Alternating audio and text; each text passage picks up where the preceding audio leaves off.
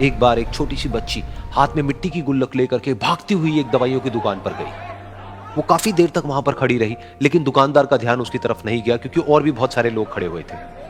उसने दुकानदार को कई बार बुलाया, लेकिन वहां पर भीड़ इतनी थी कि दुकानदार का ध्यान उसकी तरफ गया ही नहीं।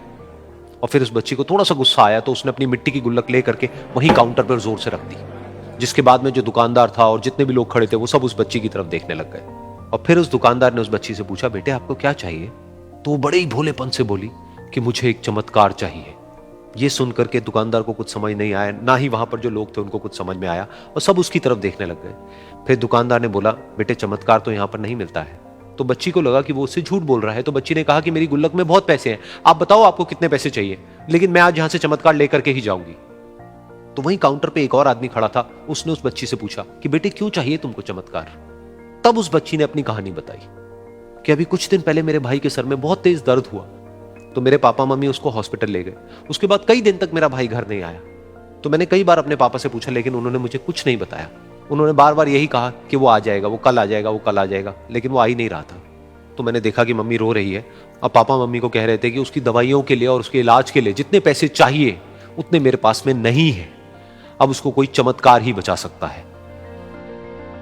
तब मुझे लगा कि अगर मेरे पापा के पास में इतने पैसे नहीं भी हैं तो क्या हुआ, मेरे पास में तो है। तो मैंने जितने भी पैसे जोड़ रखे हैं वो सारे लेकर के मैं इस दवाई की दुकान पर आई।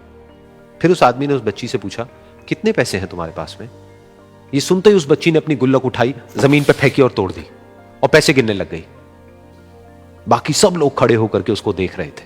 थोड़ी देर बाद उसने सारे पैसे अपने हाथ में इकट्ठे किए और बोली, मेरे पास में पूरे 19 रुपए हैं। वो जो आदमी वहां पर खड़ा था वो थोड़ा सा मुस्कुराया और बोला कि अरे तुम्हारे पास में तो पूरे पैसे हैं, इतने का ही तो आता है चमत्कार।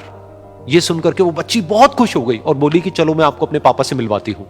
बाद में पता लगा कि वो आदमी कोई आम आदमी नहीं था, बल्कि एक बहुत बड़ा न्यूरोसर्जन था, और उसने सिर्फ 19 रुपए में उसके भाई की सर्जरी करी और कुछ ही दिन बाद वो ठीक होकर के घर वापस आ गया। फिर कुछ दिन बाद वो बच्ची, उसका भाई, उसके पापा, उसकी मम्मी चारों एक साथ बैठे हुए थे और बात कर रहे थे। तो उसकी मम्मी ने उसके पापा से पूछा कि अब तो बता दो ये चमत्कार आपने किया कैसे?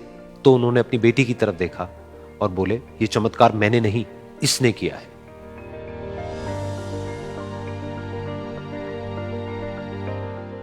तो यहां पर एक बहुत बड़ी बात है जो हम उस छोटी सी बच्ची से सीख सकते हैं कि जिंदगी में कभी कभी ऐसा होता है कि हमको कोई रास्ता नजर नहीं आ रहा होता है और हम लोग हिम्मत हार जाते हैं। तब हमारे अंदर एक बच्चा होता है जो कोशिश करने से कभी भी पीछे नहीं हटता है।